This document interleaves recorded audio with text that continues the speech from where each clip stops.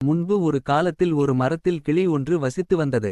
அதற்கு ஒரே போல் இருக்கும் அழகான சுட்டி 24 எனது சேனலை சப்ஸ்கிரைப் செய்யவும், லைக் ஷேர் செய்யவும். முன்பு ஒரு காலத்தில் ஒரு மரத்தில் கிளி ஒன்று வசித்து வந்தது.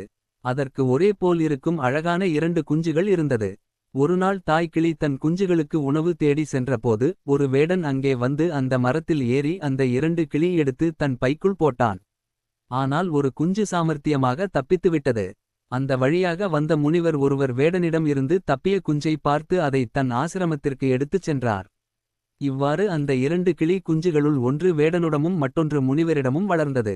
ஒரு நாள் அந்த நாட்டினுடைய மன்னர் தன்னுடைய குதிரையில் காட்டுக்கு வந்தார். அங்கே வேடனின் வீடு இருந்தது.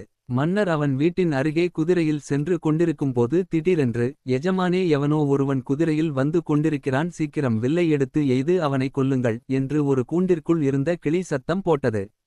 அதைக் கண்ட மன்னர் திரும்பிக் கூட பார்க்காமல் தன்னுடைய குதிரையை ஓட்டி சென்றார். வழியில் ஒரு ஆசிரமம் இருப்பதை பார்த்தார்.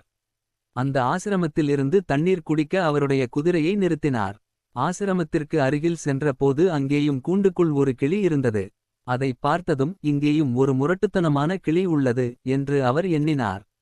அந்த கிளி சொன்னது, மன்னரே, அவன் என்னுடைய சகோதரன் தான். நாங்கள் இருவரும் ஒரு கூட்டில் தான் வசித்து வந்தோம். ஒருநாள் அந்த வேடன் வந்து என் சகோதரனை பிடித்து சென்றான்.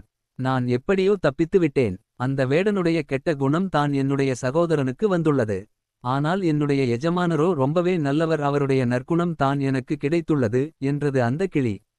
அதைக் கேட்டு மன்னர் மிகவும் ஆச்சரியமுற்றார்.